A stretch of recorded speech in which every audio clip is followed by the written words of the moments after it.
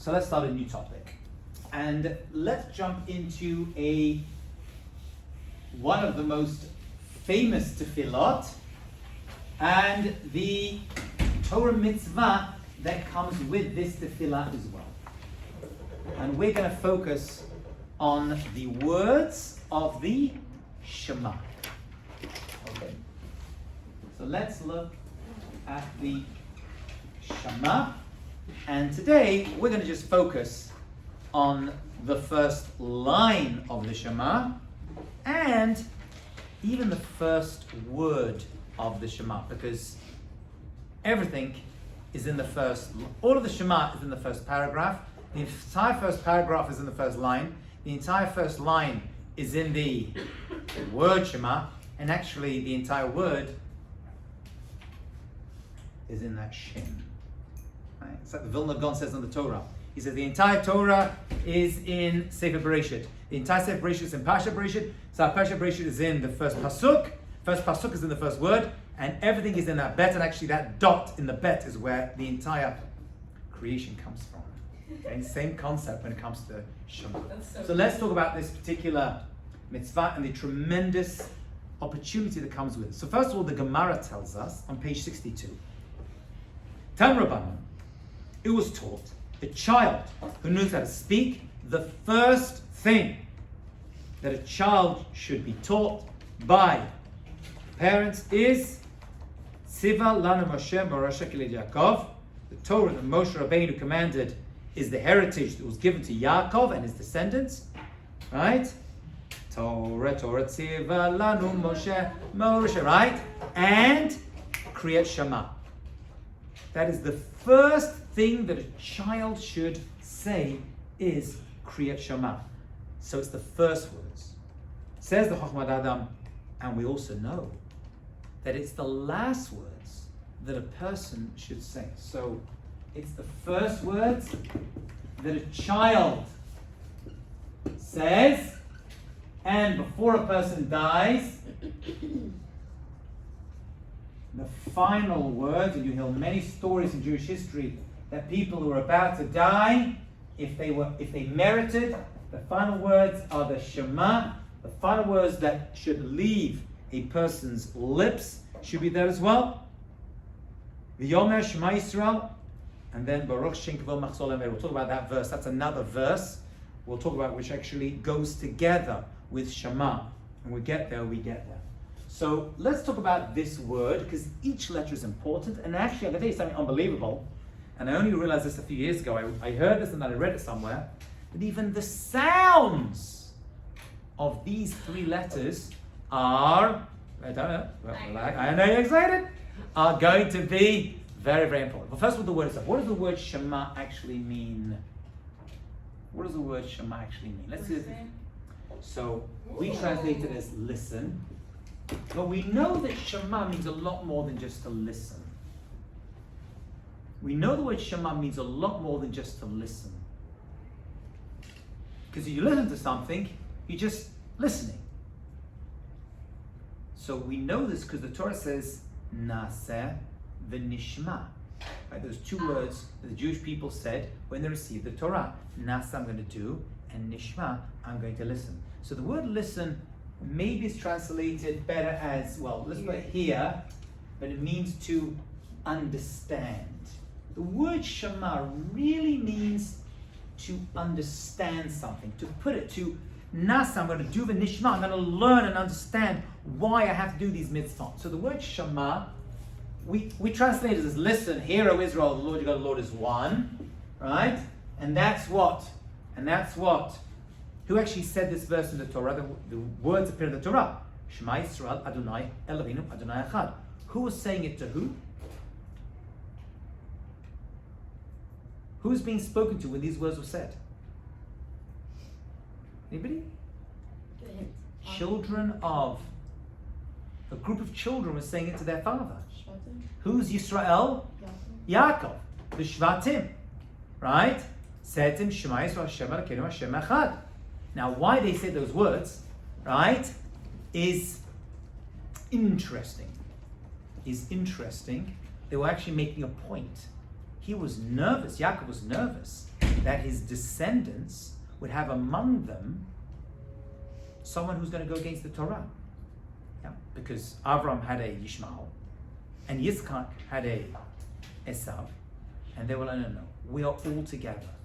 Shema Yisrael, listen Yisrael, my father. Hashem Elokeinu, Hashem Echad. We're all in this together. All your kids came out great, we're going to become the future tribes of the Jewish people. Okay? He answered, according to, he did not in the Torah, this is not in the Torah, but according to tradition, he answered, Baruch Shem Kavod Machzor Olam Va'ed.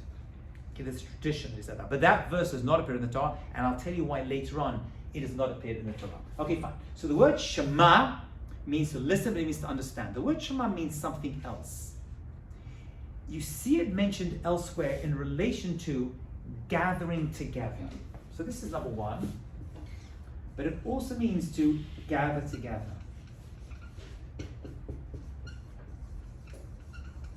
And if you think about it,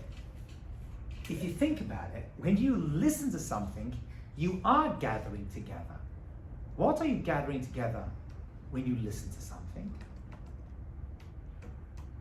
Words. Now, you're right now looking at me. I'm sorry, I apologize. But you're not gathering, you're just taking information in one visual and it's being put into your head. So Re'iyah is great.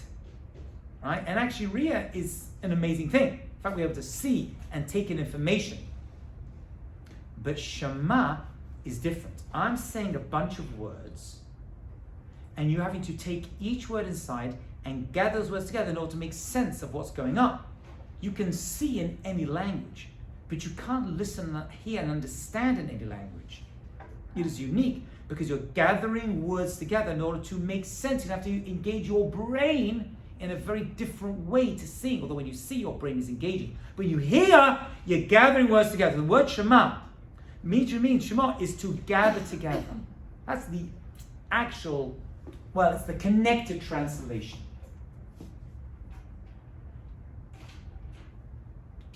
I'm a little confused. When you listen to something, you're not just listening in one go, you're understanding.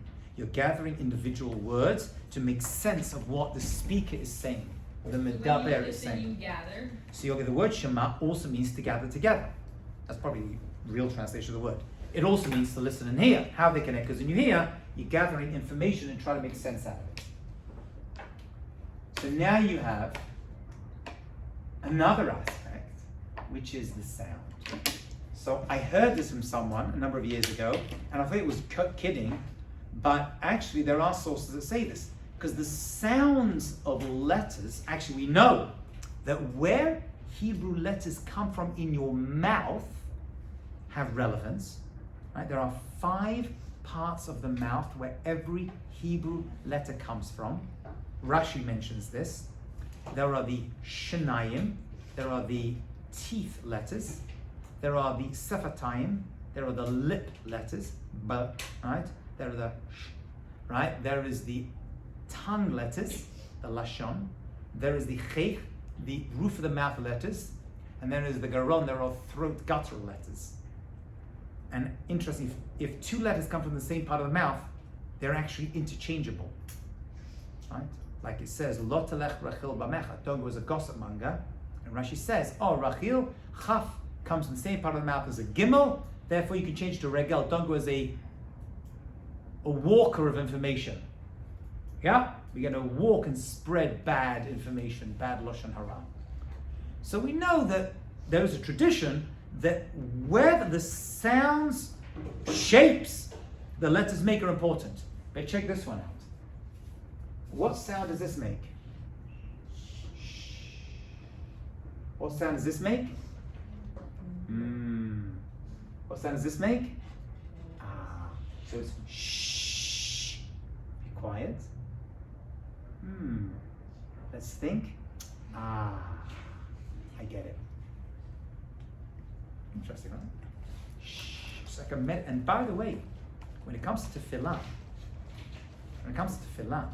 there is a meditative quality that comes with prayer. It's not just that. I don't like it just being defined as meditative. But as I mentioned before, one of my favorite books is called Jewish Meditation, a practical guide by Ari Kaplan. he talks about how it used to be. People used to, it's a great book by the way, people used to, first of all, look, but also hear the sound and use like a mantra of sound. And they would use the Shema as a way to connect to HaKadosh Baruch Hu. It's not just the words, it's also the sounds that come with it as well. It's the shh and the and the every sound, every shape, every part of the letter, even where it comes from in your mouth, has relevance when it comes to this. Anya? Okay, so a lot of you have probably done this in Israel. In Spot, there's this art dude, I forget his name. Avra. Yes. And we went on NCSY to like his whole presentation thing. And so cool. He has the coolest art. It's all spiritual. And one of the things was this, the Shema thing. And so he like had us to like Shema, and like we had to like do all these breathing things, and it was so cool. Very, very nice. Very, very nice holy Jew. Yeah, absolutely. Yeah, it was really cool. So I just wanted to share. I'm sure a lot of you probably don't. Now these three letters also are Roshei Tevot, are actually acronyms for other words. And what are they? So Shema is Shacharit, Mincha, and Arvit. Oh, you got me. But that goes one way, and then you're going the other way, and this is what you're actually meant to have this in mind when you see the word Shema, by the way. First of all, you're saying that I'm listening, I'm understanding, I'm about to fulfill a Torah mitzvah of Shukrit Shema, and then you have Ayin, Mem, Shin, which is all Malchut, Shemayim. Wait, what? All is the yoke. Reverse? The yoke, if you look at it backwards, it's Ayin, Mem, Shin. All Malchut Shemayim. I'm taking upon myself the yoke of heaven. That means I'm accepting Kadosh Baruch Hu as my God. You're meant to have that in mind. When? Every morning, every afternoon, and every evening. Wait, Rabbi, in 1 second, I'm going to need you to Okay, repeat 1 the second. translation. I just need to finish right. Yeah, yeah. I didn't get the second part. Second part is these three letters. Shema also is three others. So it's all, there's the ayin, there's the mem, and there's the shin. What is the second one? All malchut, right? And what does it mean God's again? majesty.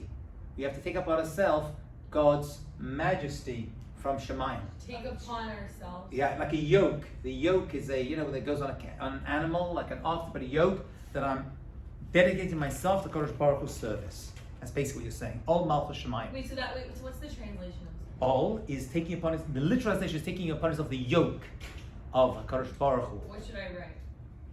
Yoke, right? That I'm connected, that I'm dedicating myself to Hashem's service. All Malchus Shemayim. And it's also telling me when. Shachrit, Mincha, Arvit. Yeah?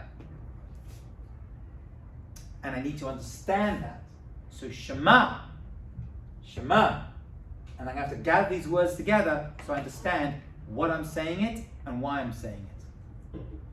Good? There was another one which I forgot. Wow. Let me just double check my Siddur. 1 second, dear friends. Excuse me. There was one more that I used to, and I think they put it in the notes.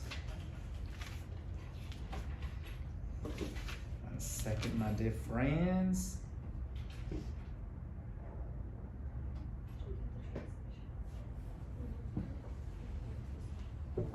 Oh, on the when we get to the Chad, we'll look at that one, yeah.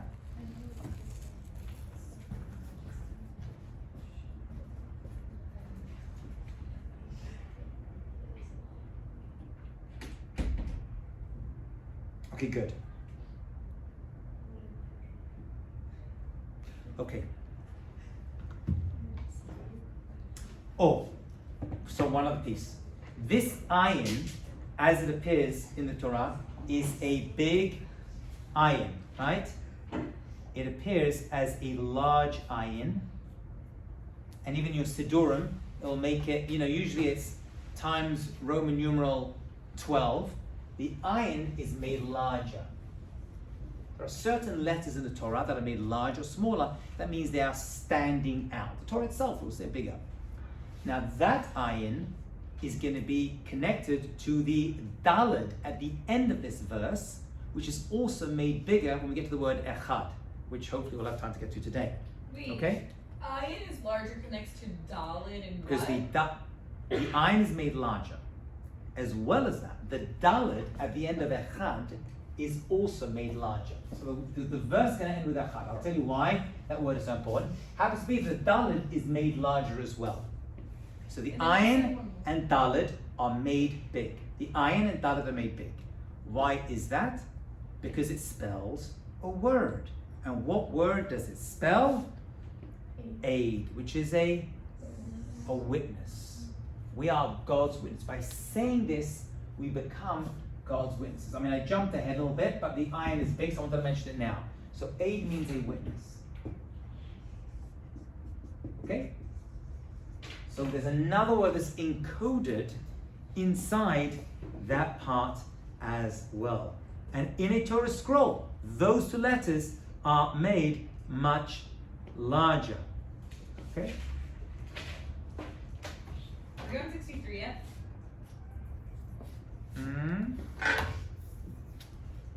No. We're just doing some background. Before we even get there, so trying to figure out the words even mean. Okay? Can we have this all down? I thought there was one more for Shema, but I think that's it. But for Achai, we'll see a bunch of things. Okay, fine. So that's the word Shema. So let's move on now. Because that's just the first word. And all of this, by the way, you're meant to have in mind when you say the Shema. Oh, very, very good. So how do we do that? How are you meant to focus? All this concentration, it's a Torah mitzvah, and it's tefillah, right? And it's got, we're going to see inside the Shema is every principle you ever want and ever need. So there is a custom to cover your eyes when you see this first verse. We cover our eyes. Why do we cover our eyes when we make this verse? Well, the debate will see a few reasons, but one of the main reasons is to concentrate, because you have a lot to think about.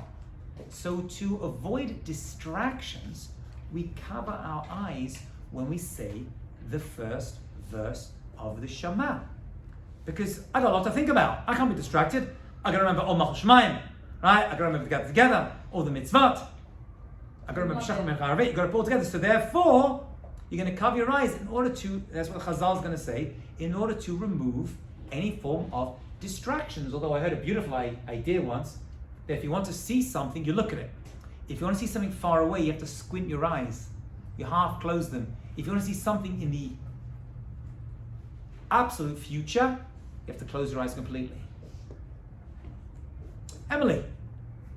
So we're talking about the Shachar, Mincha, Arabi.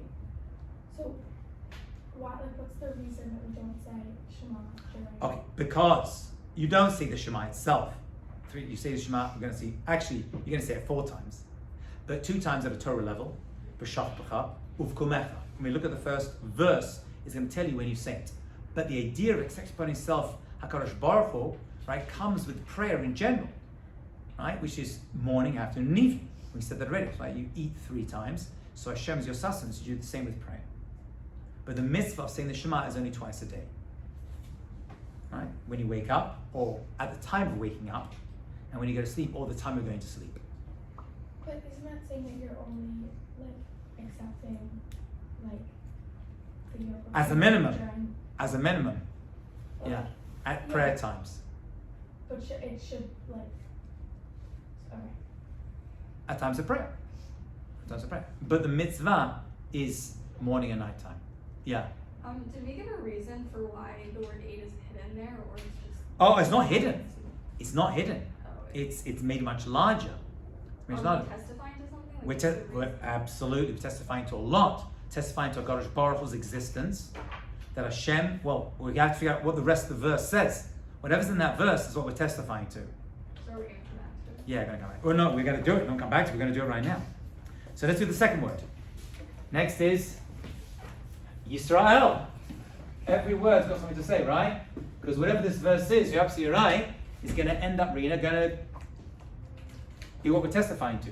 So what's Yisrael? What does the actual word mean? Let's just examine that for a couple of moments. Well, it's a name. that was given. It means to contend with God. To contend.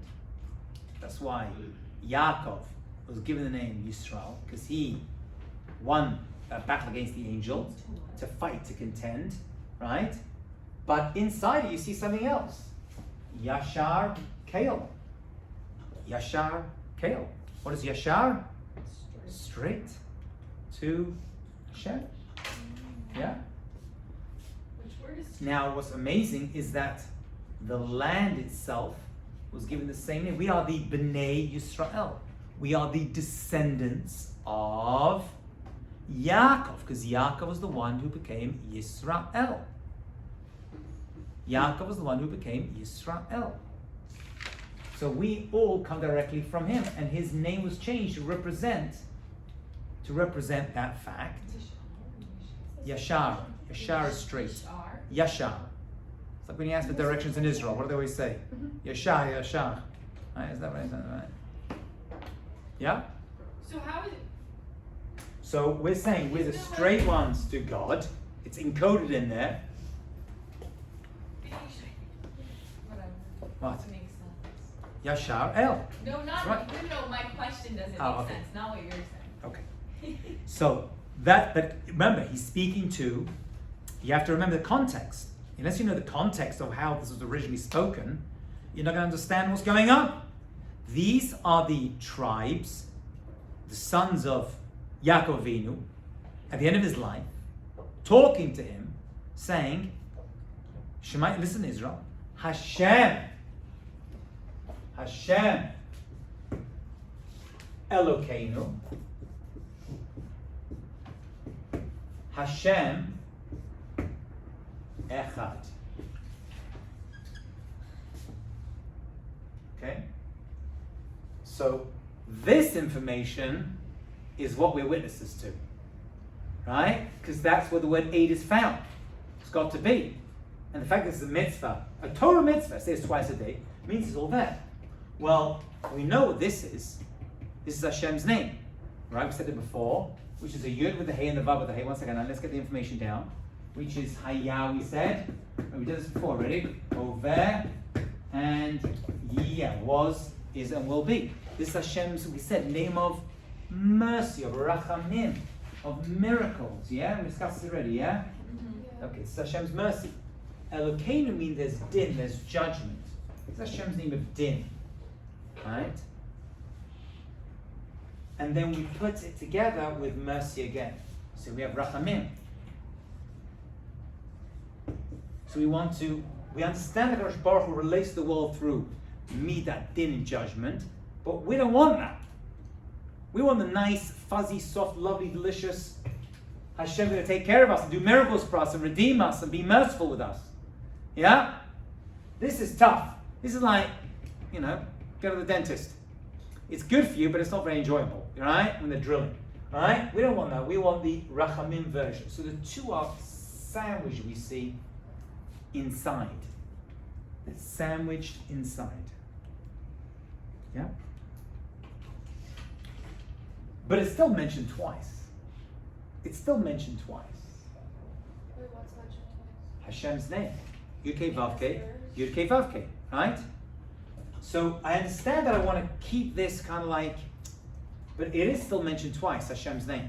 It's unusual. Every time, Hashem's name, it must come for an actual reason and a purpose. So what is that? So they were saying something to him. And if they're saying it to him, they're saying to us as well. And what is that? What is that? Hashem Elokeinu goes together, and then Hashem Echad goes together. So these two go together, right? And then these two go together as well. So what is Hashem Echad? So Hashem right now is our Elokeinu, right? He's our God now. But for the rest of the world, not yet. So Hashem will be one in the future for the entire world. When's that? When Mashiach comes. When Mashiach comes.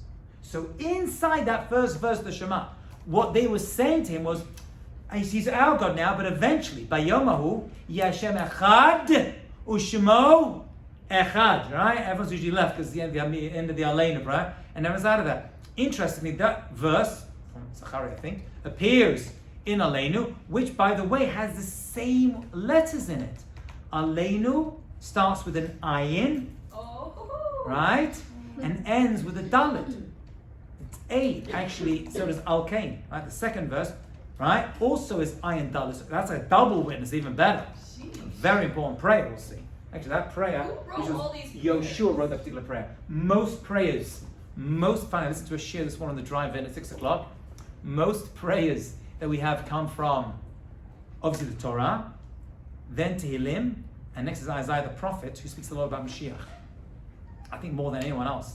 Isaiah the prophet's writings end up in our general tefillah. When we go to the Siddur, we will see that. So the same thing. Yoshua wrote the Aleinu, I think. Right? Yoshua, right, as he entered into Israel, you look in your Siddur, it'll tell you. So Hashem Echad. So right now it's Hashem for us. He's our Elokeinu. Right? But in other words, it was saying to their father, Yaakov, right now things are tough and difficult and challenging and bad, but in the future they will be good. Right? Because eventually there will be a redemption. Remember that Yaakov was nervous about the future. Right? He was the one who saw the Dalet Galiot, the 4 exiles the Jewish people were going to go through, and he saw the angels going up the ladder and down the ladder in his dream. Olav Yodim, those angels represented, the 4 angels represented the 4 Galiot, the 4 exiles would be in. So he was being reassured, Hashem Elokeinu, Hashem Echad, Hashem will be one. That's what the prophets mean when they say that Hashem will be one. Hashem is one right now. He goes, yeah, for us. But it's going to become an international reality at some point. Okay, now, let's talk about this one word for a moment. Yeah, Emily, go on, what do you want to say? I have to just summarize what you said about Israel and Hashem. Yeah. Oh, you want me to summarize? Oh, you wanted to summarize it? No. Okay, so in summary, they were speaking to him. They said, right now, you're about to go. We're all shalem. We're all together. Right? We are one. Right? They say the Yaakov. That's why we're the Bnei Yisrael. We're not the Bnei Avraham. Right? Or the Bnei Yitro, or the Bnei Yaakov, Bnei Yisrael. Because all his kids became the Jewish people, uniquely. This is not what the angels, what his children said to him. These were his children, the Shvatim. What angels did we mention already? I'm sorry, man. Oh, you're saying just that they gave Just- him You said the 4 exiles. No, those angels were going up and down the ladder. He was being shown the exiles that his descendants would go through. They would go through Galut, right? That's where there were 4 angels going up however many rungs, or the amount of years that his kids will be in exile. So he saw this, he saw that dream when he stood on the mountain, when he slept on the mountain, right? Har HaBayit, yeah, on Mount Moriah. So he got very nervous. So Hashem consoled him at that point. So they said, don't worry. We know we're going to go into exile. We know we're going to go through these challenges. We know that God's going to be forgotten along the way. But don't worry, Hashem Elokeinu, Hashem Echad. He will be one eventually. He will be one eventually. There will be an absolute achdut that comes together with creation. Right? When the entire world. So they were basically predicting the end of Jewish history. And by the way, you should know, right? It's coming up in the parashah that Yaakov knew when Mashiach would come, but he was prevented from revealing that information to his children. He was prevented from revealing that in the Torah to us as well. Okay, let's talk about this word for 1 second, because this is like a key word. This is the end of it, right? And the dalet appears at the end. This is larger. So what's echad? What's echad? Means one. So there's a unity, right? There's a unity to creation. They were saying we are unified, but Hashem, this unity of Hashem will be right now. It wasn't. There's Avodah Zarah, there's a lot of, right? But eventually there's going to be an absolute unity. Aleph is one. Chet is 8. Dalet is 4. Okay. So 13. Oh, was it going to add up to 613? no, is it? How do you get 4 in 1 and get No, to because 3 that's 13? I'm saying, well, the whole thing. No, no. the whole- But there is a number of letters. So we see that there's the Aleph is 1, so Hashem is 1. Chet is the 7 heavens, so there's God is 1. This is actually what you're meant to think when you say the word Achad, by the way. And that's why the Gemara says you're meant to elongate this Dalet. Echad, right? So God is 1.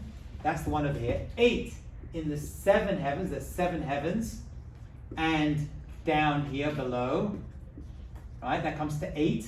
7 Rekiot, and in this world. And 4, what's for the 4 directions? North, east, south, the 4 directions of this world. So Hashem's oneness pervades the spiritual realm and this world, where? In all the 4 directions. And that comes to 13. Lucky. Great number for us, the Jewish people. The number 13 is a great number. Does anyone know what other word has the same gematria as 13? It's going to appear right away after we say these words. Ahava. Is that 13? Yeah. Have a look at it. Yeah? It better be, or I'm in big trouble. No, it's 13. Thank you. Ahava. 5, 10, 12, 13. Right? So the absolute love to God Baruch Hu is through Hashem's oneness. That's the only being that we should love, is HaKadosh Baruch Hu. That's Echad, 13. That's why 13 is a lucky number for us. Right, you get hotels, they're missing a 13th floor. Terrible. Actually, there is a 13th floor, don't tell them. What? Yeah, Brookdale doesn't have a 13th floor. It does. It's just called 14. It's the 13th. And that's a great floor. Yeah! What does that say? 7 heavens and 7 heavens, they say, is and this world.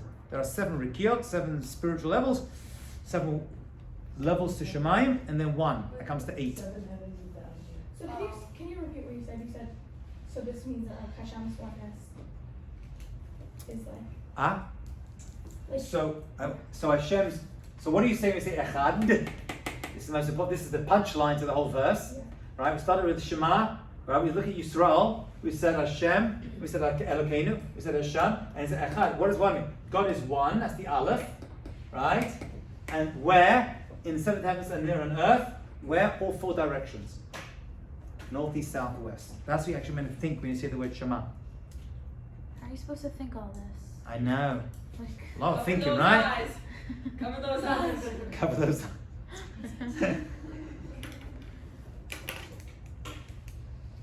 Woo, Rabbi. I know this is there's a lot. I told you there's a lot. There's a lot over here. There's one other thing. I said something. 1 second. I don't know, I think that's it's a always complex. that's a bundle for today. A second.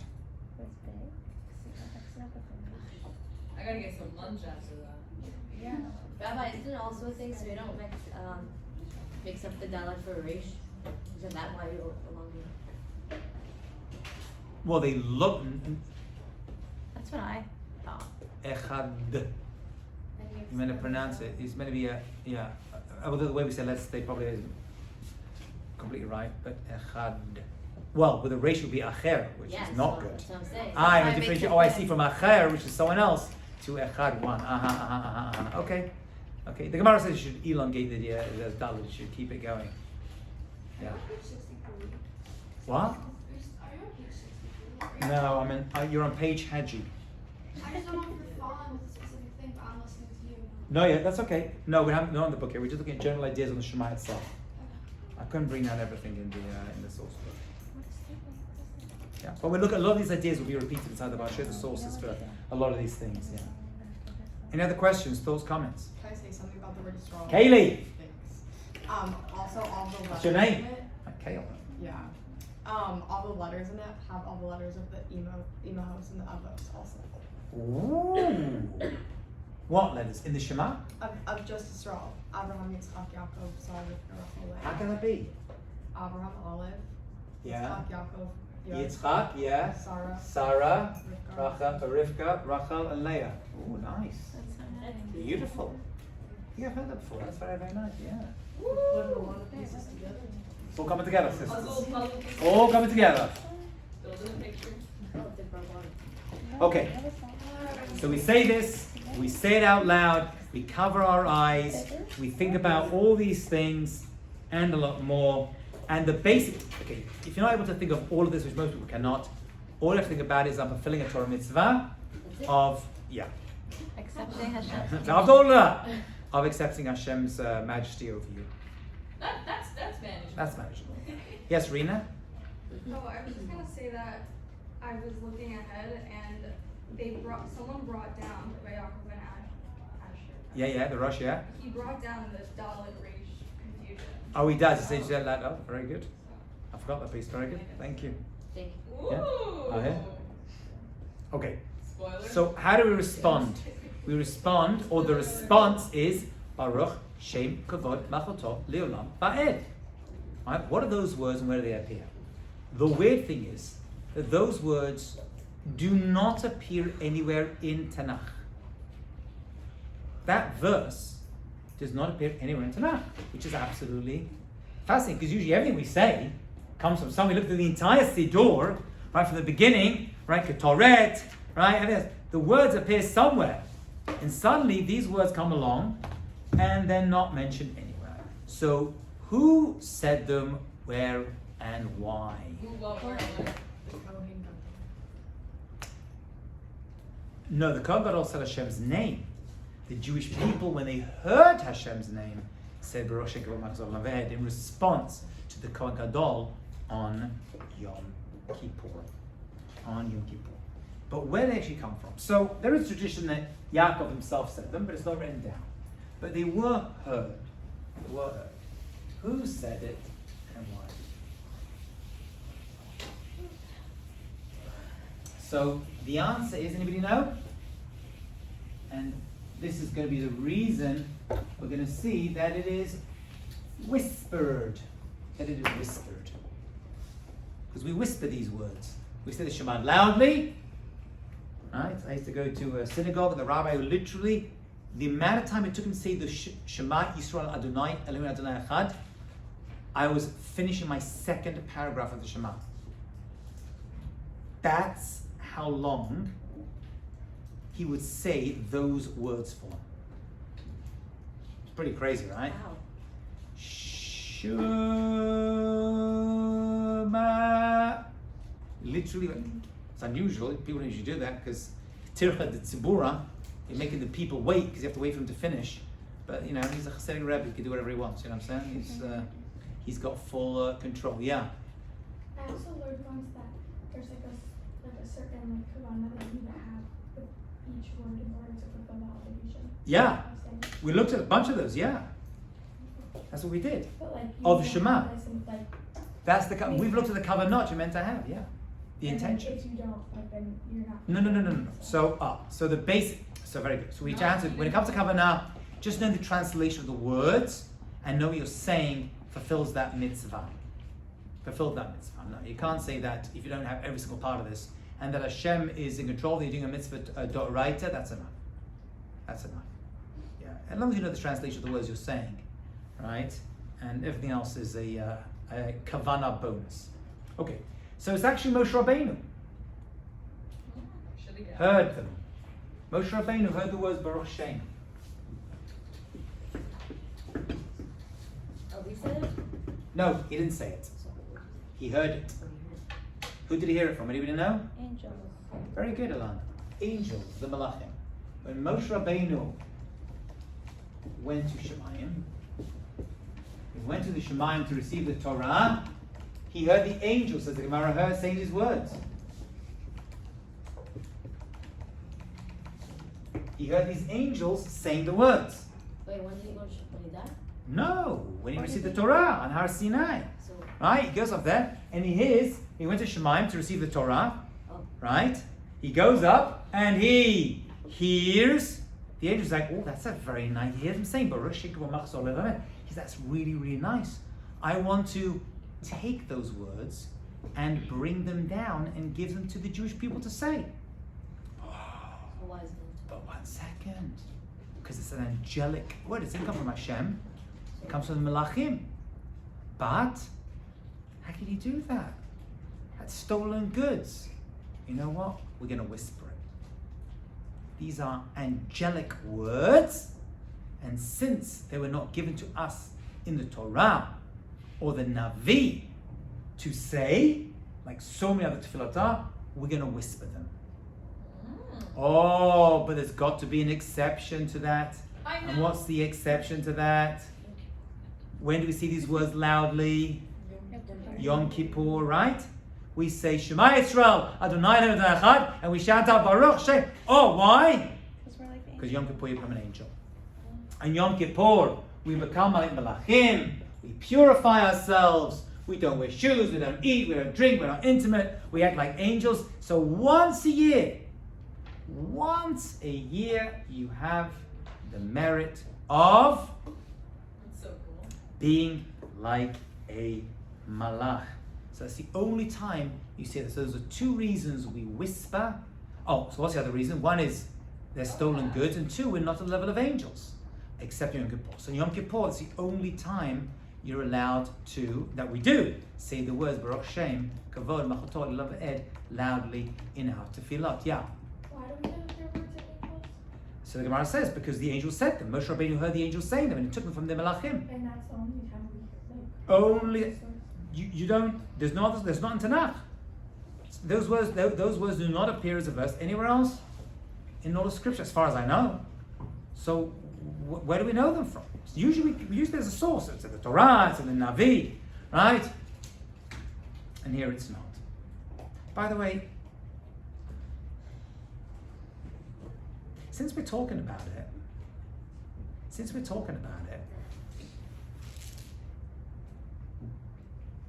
we're like angels when?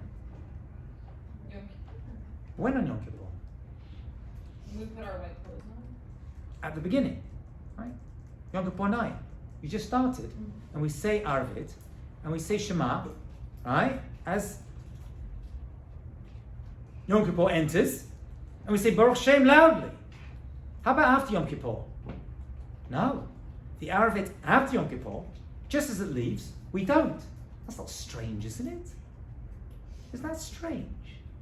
Shouldn't it be the other way around? Shouldn't it be at the end of Yom Kippur, after 25 hours of Teshuvah, we become Malachim, Baruch Shem, Kavod, Malchutov people, and yet at the beginning, when we just started the fast, we're not there yet. So why say Baruch Shem right then? You're still full from a day of eating the entire day, because on the 9th of Tishrei you eat lots. Wrong way around, right? You ever thought of that?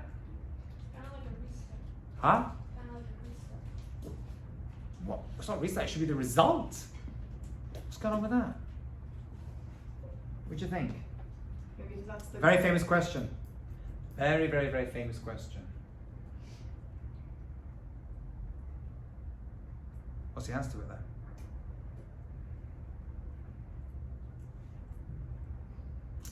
So I'll tell you the answer. I'll tell you the answer to it. Or an answer. Wherever you're going, that's where you are. Wherever you are going, once you have that vision, we actually learn this out from Yaakov, funnily enough, at the mountain. Right? We know that the angels who are going up that ladder were leaving, and actually, according to Rashi, there were new angels that were arriving, coming down the ladder. That's why it says they were going up and going down. Ola the Yoredim. It should be the other way around. It should be they're in Shemaim, coming down and going up. So why do we say that? Because they were leaving him. They were the Israeli angels who were leaving Yaakov Avinu, and new angels were taking over. New angels were taking over. There's a change of guard. There are Israeli angels and non-Israeli angels. So those ones were going. But the question is, why were the Israeli angels leaving? He hadn't left Israel yet. He was still in Yerushalayim, in the center of Israel. You taught this in Mashiach. I did teach the Mashiach class, yeah. And what's the answer then? Because he'd made that decision to leave. He was about to go. Even though he was still in the middle of Israel, the angels left and said, you're about to leave. He says, oh, you've gone. New angels arrived.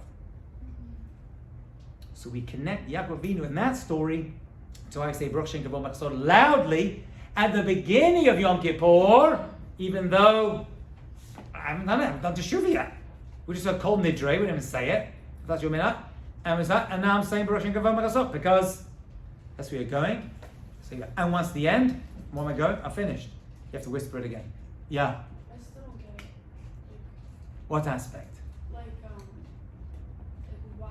I just don't get like wherever we're going, that's where we are. Like, Wherever you have a vision of being, yeah. right? Spiritually in Shemayim, it's as though you're already there. Like at that Wherever you point. are, at that point, you're like, that's where I want to be. Not here in this world, but in Shemayim, they're like, that's where you want to be. V'derech she'adam holech molichan oto, says the Gemara. Wherever you want to go, you're going to be driven to that place or taken to that place. So that's the way HaKadosh Baruch Hu deals with us. If you have a good or bad, by the way, right? If you have a desire for something good, and you're like, I'm good at it, in Shemayim, consider as though you're there. He wasn't ready to leave Israel. He was ready to leave Israel. It's as though he'd left already. The angels said, we're out of here. Baruch and Kavod, the beginning of Yom Kippur, I haven't done any Teshuvah, you haven't done anything yet. You're still the Baruch and Kavod, you say it loudly. You're an angel right now. I have a question about how Moshe heard the angels. Yeah. What did he hear? Like, they're not physical, they don't speak. Actually, they do. They do speak? Yeah. A lot of the tefillot we say actually are words of angels. The songs, we're told they sing praise to Hashem all the time. By the way, this appears a lot. You see the Gemara, even Tanakh sometimes will see the mountains speak, or the trees speak, or animals speak. So the Maharal says different ways to understand that. Some say they do speak. Spiritually, there's a sound and there are words that come from these creatures. Some say, no, it's the malach that represents the mountains or these nations. And some say, no, if they could speak, this is what they would say. So they don't have bodies, they don't speak like we speak, obviously, but they still say things. They say shirah. We know that the angel that fought with Yaakov Avinu, he's back again, right? Had to leave, said, Yaakov, let me go. Why? Because I have to go sing shirah. I got to sing praise to Hashem. So you got to let me go. Right. So whatever that means. So Moshe Rabbeinu was able to hear them singing these words. Yeah. Good? Yeah. Did we get to the second reason why we whisper? So one is because it's stolen goods, and the other one is because we're not malachim, we're not at that level. So it's like a chutzpah that we can be like angels. And the answer is, so Yom Kippur you can. You're like, that's the two Aren't we answers. greater than angels? Are we greater than angels? Yeah, we are actually greater than angels, yeah. So, We are greater than angels. Yeah. But also not. Well, we are greater than angels because angels don't have free will. We just, we do, so we're able to fulfill our mission. Okay, we did a lot today. Have a great day. Thank you so much.